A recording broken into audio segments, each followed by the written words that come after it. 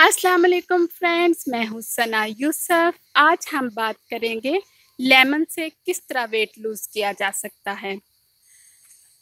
Lemon में vitamin C wafer मिकदार में मौजूद होता है जो हमारे जिस्म में इम्यून सिस्टम मजबूत करता है। अगर हम इसे नीम गर्म पानी के साथ वर्जिश के बाद इस्तेमाल करें तो हमारे पट्ठों का दर्द ख़त्म हो जाता है। बहुत सी पेट की बीमारियां इससे ख़त्म होती हैं।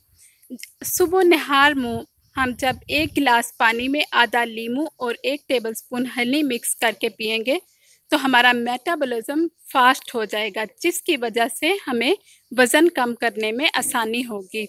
हम हर खाने के बाद हम आफ्टर ब्रेकफास्ट हम अगर लेमन जूस पिएंगे और फिर लंच और डिनर के बाद भी हम लेमन जूस पिएं, 1 गिलास लेमन जूस पिएं तो इससे हमारा मेटाबॉलिज्म फास्ट होता है, हमारे जिस्म में कॉन्स्टिपेशन नहीं होती, हमारे पट्ठों का दर्द ख़त्म हो जाता है।